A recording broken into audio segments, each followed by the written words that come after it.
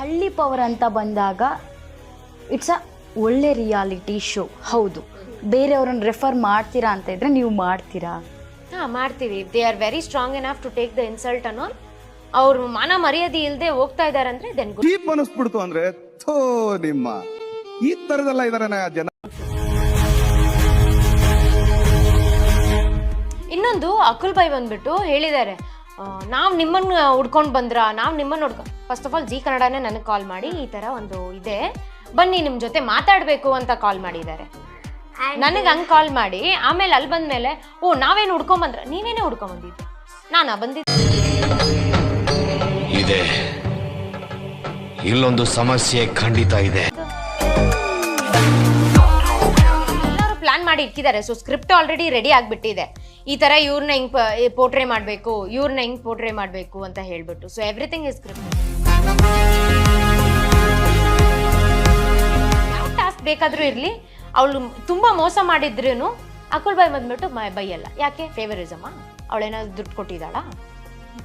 ಇಲ್ಲಾಂದ್ರೆ ಅವಳು ಇನ್ಫ್ಲೂಯೆನ್ಸ್ ಇಂದ ಬಂದಿದ್ದಾಳ? ಯಾಕೆ? ಹಂಗೆ ಸಪೋಸ್ ರಿಯಾಲಿಟಿ ಶೋ ಅದಿದ್ರೆ ಎಲ್ಲರಿಗೂ ಸಮಾನವಾಗಿ ಟ್ರೀಟ್ ಮಾಡ್ಬೇಕು. ನಾನು ಏನ್ ತಪ್ಪು ಮಾಡಿದ್ದೀನಿ? ನಾನೇನಯ್ಯ ತಪ್ಪು ಮಾಡಿದೆ? ನಾನು ಎಲ್ಲಿ ತಪ್ಪು ಮಾಡಿದೆ? ಟೀಮ್ ಅವರು ಒಬ್ರು ನನ್ನ ಪಕ್ಕನೇ ಕೂತ್ಕೊಂಡಿದ್ರು ಎಲ್ಲ ಆಗ್ತಿರ್ಬೇಕಾದ್ರೆ. ಅದಾದ್ಮೇಲೆ ಅವ್ರನ್ನ ಹೊರಗಡೆ ಕರ್ಕೊಂಡೋಗಿ ಹೇಳಿದ್ರು, ಅವಳಿಗೇನು ಆಗಿಲ್ಲ, ಅವ್ಳು ಚೆನ್ನಾಗೇ ಇದ್ದಾಳೆ ಅಂತ ಹೇಳಬೇಕು ನೀವು ಇವಾಗ. ನಾನು ಬಿಕಾಸ್ ನಾಳೆ ಟಾಸ್ಕ್ ಆಡ್ಬೇಕು. ಈ ಕಿವಿಲಿ ಗುಗ್ಗೆ ಪಗ್ಗೆ ಇದ್ರೆ ನೀಟಾಗಿ ಕೇಳೋದೇ ಇಲ್ಲ. ಏನಂದೆ ಇನ್ನೊಂದ್ಸಲ ಹೇಳು. PCOD ಇರೋರು ಶೋಗೆ ಬರಂಗಿಲ್ವಾ? ಇಲ್ಲ PCOD ಇರೋರು ಈಗ ಗೇಮ್ಸೇ ಆಡಂಗಿಲ್ವಾ?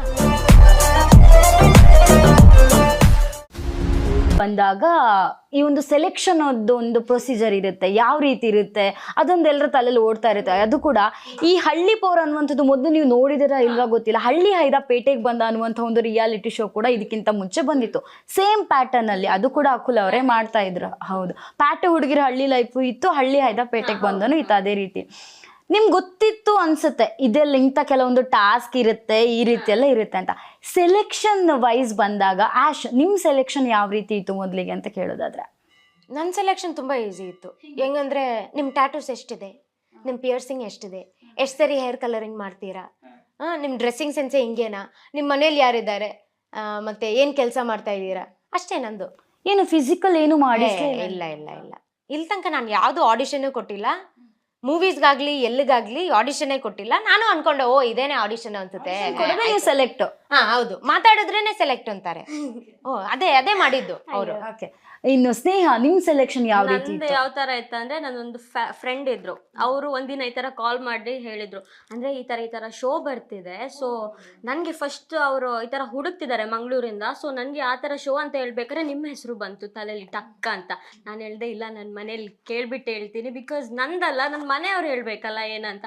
ಸೊ ಮನೆಯವರೆಲ್ಲ ಮನೆಯಲ್ಲಿ ಫಸ್ಟ್ ಬೇಡ ಅಂತಲೇ ಹೇಳಿದ್ರು, ಪೇರೆಂಟ್ಸ್ ಬೇಡ ಅಂತ ಹೇಳಿದ್ರು. ಸೊ ನನ್ನ ಜೀಜು ಸಪೋರ್ಟಿವ್ ಆಗಿದ್ರು, ನಿನ್ನನ್ನು ಹುಡ್ಕೊಂಡ್ ಬಂದಿದ್ದೆ, ಚಾನ್ಸ್ ಯಾಕೆ ಬಿಡ್ತೀಯಾ ಅಂತ. ಸೊ ಅವ್ರು, ನಾನು ಹೇಳಿದೆ ಓಕೆ ಫೈನ್ ಅಂತ. ಸೊ ಅಲ್ಲಿ ಯಾರಿದ್ದಾರೆ, ಪ್ರೊಡಕ್ಷನ್ ಹೆಡ್ ಅವರು ಸರ್ ಇದ್ದಾರೆ, ಅವ್ರಿಗೆ ಅವ್ರ ನಂಬರ್ ಎಲ್ಲ ಕೊಟ್ಟರು ನನಗೆ. ಅವ್ರಿಗೆ ಪ್ರೊಫೈಲ್ ಎಲ್ಲ ಶೇರ್ ಮಾಡಿ ಮತ್ತೆ ಜಿ ಕನ್ನಡದಿಂದ ಕಾಲ್ ಬಂದಿತ್ತು ನನಗೆ. ಇನ್ನೊಂದು ಅಕುಲ್ ಬಾಯ್ ಬಂದ್ಬಿಟ್ಟು ಹೇಳಿದ್ದಾರೆ, ನಾವು ನಿಮ್ಮನ್ನ ಹುಡ್ಕೊಂಡು ಬಂದ್ರ, ನಾವು ನಿಮ್ಮನ್ನ ಫಸ್ಟ್ ಆಫ್ ಆಲ್ ಜಿ ಕನ್ನಡನೇ ನನಗೆ ಕಾಲ್ ಮಾಡಿ ಈ ತರ ಒಂದು ಇದೆ, ಬನ್ನಿ ನಿಮ್ಮ ಜೊತೆ ಮಾತಾಡಬೇಕು ಅಂತ ಕಾಲ್ ಮಾಡಿದ್ದಾರೆ. ನನಗೆ ಹಂಗೆ ಕಾಲ್ ಮಾಡಿ ಆಮೇಲೆ ಅಲ್ಲಿ ಬಂದ್ಮೇಲೆ ನಾವೇನು ಹುಡ್ಕೊಂಬಂದ್ರ, ನೀನೇ ಹುಡ್ಕೊಂಬಂದಿದ್ದು, ನಾನಾ ಬಂದಿದ್ದು? ನಂಗೆ ಗೊತ್ತೇ ಇರಲಿಲ್ಲ ಈ ತರ ಎಲ್ಲ ಪ್ರೋಗ್ರಾಮ್ ಆಗ್ತಿದೆ ಅಂತಾನೆ. ಆ್ಯಂಡ್ ಅದೇ ಆ ಥರ ಜಿ ಕನ್ನಡದಿಂದ ಕಾಲ್ ಬಂತು, ಈ ಥರ ಇದಿದೆ, ಆಡಿಷನ್ ಇದ್ರೆ ಬರ್ತೀರಾ ನೀವು ಅಂತ. ಸೊ ನಾನು ಅಂದೆ ಓಕೆ ಆಡಿಷನ್ ಇದೆ ಅಂದರೆ ನಾಳೆ ಆಡಿಷನ್ ಇದೆ, ನಾವು ಇವತ್ತು ಹೊರಡ್ತಿದ್ದೀವಿ ಆ ಥರ ಬಂದು. ಎಲ್ಲಿತ್ತು ಆಡಿಷನ್? ಅಭಯನಾಡು ಸ್ಟುಡಿಯೋದಲ್ಲಿ ಇತ್ತು. ಹಾಂ ಅಲ್ಲೇ ಇತ್ತು. ಸೊ ಆಡಿಷನ್ ಎಲ್ಲ ಮಾಡಿದೆ. ನನಗೆ ಫಿಸಿಕಲ್ ಟಾಸ್ಕ್ ಎಲ್ಲ ಕೊಟ್ಟಿದ್ರು, ಅಂದರೆ ಟಯರ್ ಎಲ್ಲ ಎಚ್ಚೋದು ಆ ಥರ ಎಲ್ಲ. ಎಲ್ಲ ಮಾಡಿದ್ದೀನಿ ಅವಾಗ. ಆ್ಯಂಡ್ ಅವತ್ತು ಕೇಳಿದ್ರು, ಅಂದರೆ ಬೇರೆ ಯಾವುದು ಅಂದರೆ ಎಷ್ಟು ಖರ್ಚು ಮಾಡ್ತೀಯಾ ಆ ಥರ ಎಲ್ಲ ಕೇಳಿದರು. ಏನು ಲಕ್ಸುರಿ ಐಟಮ್ಸ್ ಏನಿದೆ ನಿಮ್ಮ ಮನೆಯಲ್ಲಿ, ಏನು ಆ ಥರ ಈ ಥರ ಎಲ್ಲ. ಕಾರ್ ಇದ್ದು ಯಾರಲ್ಲ ಅವಳು ಹುಡುಗಿ ದೇವತರ ಅವಳೆ, ಒಂದ್ ಮಣ ಮೇಕಪ್ ಮಾಡ್ಕೊಂಡು ಅಲ್ಲ ಇವಳು ಎಷ್ಟಿಗೆ ಶಾಪಿಂಗ್ ಮಾಡ್ಕೊಂಡು ಅದು ನೆಕ್ಸ್ಟ್ ಕೇಳ್ಬೇಕಂತ ಇದ್ದೆ ನಾನು. ತುಂಬಾ ಖರ್ಚು ಮಾಡಿ ಬಂದಿದ್ದೇನೆ ಅಂತ ಹೇಳಿದ್ರು. ಅದ್ ಮತ್ತೆ ಮಾತಾಡುವ. ಓಕೆ, ಏನೆಲ್ಲ ಕೇಳಿದ್ರು ನೆಕ್ಸ್ಟ್? ಅದೇ ಎಷ್ಟು ಏನಿದೆ, ಕಾರ್ ಇದೆಯಾ, ಲಕ್ಸುರಿ ರೂಮ್ ಇದೆ, ಎಷ್ಟು ರೂಮ್ ಇದೆ ನಿಮ್ಮ ಮನೆಯಲ್ಲಿ, ಎಷ್ಟು ಖರ್ಚು ಮಾಡ್ತೀಯಾ ನೀನು, ಆ ಥರ ಪಾರ್ಟೀಸ್ ಎಲ್ಲ ಹೋಗ್ತೀಯಾ, ಈ ಥರ ಆ ಥರ ಎಲ್ಲ ಕೇಳಿದ್ರು. ಎಂಟ್ರಿ ಪ್ರೋಮೋನೇ ಸಖತ್ತಾಗಿತ್ತು. ಅಯ್ಯೋ, ಪ್ರೋಮೋದ್ ಕತೆ ಕೂಡ ನಾನು ತುಂಬಾ ಮಾತಾಡಿದೀನಿ. ಅದೇನ್ ಗೊತ್ತಾ, ಆ ಥರ ಆವಾಜ್ ಹಾಕೋದು ನಾನು ಕೋಪ ಬಂದ್ರೆ ಮಾತ್ರ ಆ ಥರ, ಇಲ್ಲಾಂದ್ರೆ ನಾನು ಫುಲ್ ಫನ್ ಆಗಿ ಹೇಳ್ತೀನಿ. ಸೊ ನನ್ ಕೋಪ ಬರಕ್ಕೆ ನಾನು ಟ್ರೈ ಮಾಡ್ತಿದ್ದೀನಿ, ಕೋಪ ಬರ್ಲಿ ಬರ್ತಾನೆ ಇಲ್ಲ. ಶೋ ಅಲ್ಲಿ ಕೂಡ ಇವಳು ಕೋಪ ಬಂದ್ರೆ ಎಲ್ಲರೂ ನಗ್ತಾರೆ, ಯಾರು ಅಷ್ಟು ಸೀರಿಯಸ್ ಆಗೇ ತಗೊಳಲ್ಲ. ತಂದಾನೆ ತಾನೆ ತಾನೇನೋ, ತಂದಾನೆ ತಾನೆ ತಾನೆ ತಂದಾನೆ ತಾನೇ ನಾನೇನೋ. ಓಕೆ, ಇಷ್ಟು ಹೊತ್ತು ತನಕ ನೀವಿಬ್ರು ಕೂಡ ನಿಮ್ಮ ಅಳಲನ್ನು ತೋರಿಸಿದ್ರೆ ಏನೆಲ್ಲ ಆಯ್ತು ಅಂತ ಹೇಳಿ. ಸೊ ಸ್ವಲ್ಪ ಮೈಂಡ್ ರಿಲ್ಯಾಕ್ಸ್ ಮಾಡ್ಬೇಕು ಅಂತಿದ್ರೆ ಆಶ್ ನಿಮ್ದೊಂದು ಬೀಟ್ ಬಾಕ್ಸ್ ಇದೊಂದು ಜಲಕ್ ತೋರಿಸ್ಬೇಕು. ರೆಡಿ ಅಲ್ವಾ ಸ್ನೇಹ?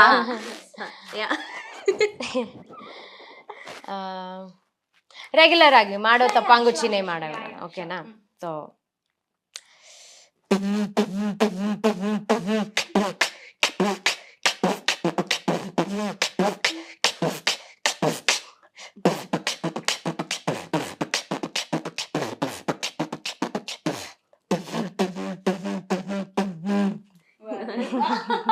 ಆಕ್ಚುಲಿ ಅಕುಲ್ ಅವ್ರು ಫಸ್ಟ್ ಹೇಳಿದ್ರು ಎಂಟ್ರಿ ಕೊಟ್ಟಾಗ, ನೀವು ಅಲ್ಲಿಂದ ಏನ್ ಕಲಿತೀರಾ ಗೊತ್ತಿಲ್ಲ, ಬಟ್ ನಿಮ್ ಬೀಟ್ ಬಾಕ್ಸ್ ಅಂತ ಅಲ್ಲಿ ಕಲ್ಸ್ ಬರ್ಬೇಕು. ಹೌದು. ಇಲ್ಲ, ಕಂಟೆಂಟ್ ಅಂತೂ ಸಕ್ಕದಾಗಿ ಕೊಟ್ಟಿದ್ದೀನಿ ನಾನು, ಬಟ್ ಯಾವ್ದು ಟೆಲಿಕಾಸ್ಟ್ ಆಗಿಲ್ಲ, ಯಾವ್ದು ಆಗಿಲ್ಲ. ನಂದು ಎಷ್ಟೆಷ್ಟೋ ಇದೆ ಅಂದ್ರೆ, ನಾನ್ ಕಂಟೆಂಟ್ ಕೊಟ್ಟಿರೋದಂತಲ್ಲ, ನಾನು ಇರೋದೇ ಹಂಗೆ ಫುಲ್. ಕೆಲವೊಂದ್ಸತಿ ನಾನು ಟಿವಿಲಿ ಕೂತ್ಕೊಂಡು ಅದು ಇದು ಹಸುಗೆ ಡೈಪರ್ ಹಾಕೋದು ಅಂತ ಹಾಕಿದ್ರೆ ಮಧ್ಯಾಹ್ನ ತಕ್ಷಣ ಗುಡುಗು ಮುಂಚೆ ಬರ್ತಿದ್ದೆ ಸಟ್ ಪಟ್ ಡಡಮ್. ಆಕ್ಚುಲಿ ಅದು ನಾನು ಕಾಮನ್, ಅದು ಕಂಟೆಂಟ್ ಅಲ್ಲ. ಅಯ್ಯೋ, ನಾನು ಹೇಳಿದ್ದೀನಿ ನಾನು ಇನ್ನೂ ಕಂಟೆಂಟ್ ಕೊಟ್ಟಿದ್ದೀನಿ, ಇದು ನಾನು ಬರೀ ಮಾತಾಡಿರೋದಷ್ಟೇ ಅಂತ. ಆ ಥರ ಇನ್ನೂ ಇತ್ತು. ಸೊ ಅದೇ ನಾನು ಹೆಂಗಿದೆ ಅಂದ್ರೆ ಫುಲ್ ಆ ಥರ ಮನೆಗೆ ಹೋಗೋದಂದ್ರೆ ನಂಗೆ ಖುಷಿ ಆಗ್ತಿತ್ತು. ಅದ್ರ ಮಿಡಲಲ್ಲಿ ನಂದು ಹೆಲ್ತ್ ಫುಲ್ ಹೋಗಿತ್ತು, ಬಟ್ ನಾನು ತೋರ್ಸ್ಕೊತಿರ್ಲಿಲ್ಲ ಕ್ಯಾಮ್ರಾ ಮುಂದೆ. ಹೆಂಗಂದ್ರೆ RPs ಬಂದ ತಕ್ಷಣ, ನೀನೇನಮ್ಮ ಫುಲ್ ಡಲ್ ಆಗಿರ್ಬೇಡ, ನೀನು ಹೆಂಗಿದೆ, ನನಗೆ ಜೋಶ್ ಬೇಕು. ನಾನು ಈ ಥರ ಅಂದರೆ ಟಾಸ್ಕ್ ಅಂತ, ಸಂಜೆ ಟಾಸ್ಕ್ ಅಂತ ಬಂದರೆ ಎಲ್ರಿಗೂ ಗೊತ್ತಾಗ್ತಿತ್ತು. ಮನೆಗೆ ಬಂದು ನೀನು ಮನೆಗೆ ಹೋಗ್ಬೇಕಾದ್ರೆ ಫುಲ್ ಆ್ಯಕ್ಟಿವ್ ಆಗ್ತಿದ್ದೆ, ಸಂಜೆ ಹಿಂಗೆ ಇತ್ತು ನಿನ್ನ ಮುಖ ಫುಲ್, ಯಾಕೆ ಆ ಥರ ಅಂತ. ಸೊ ಬಿಕಾಸ್ ಎಕ್ಸಾಸ್ಟ್ ಆಗಿಬಿಡ್ತೀವಿ, ಆಯ್ತಾ? ಸ್ಲೀಪ್ ಸ್ಕೆಡ್ಯೂಲ್ ಅಂತೂ ನಮ್ಗೆ ಇಲ್ಲವೇ ಇಲ್ಲ.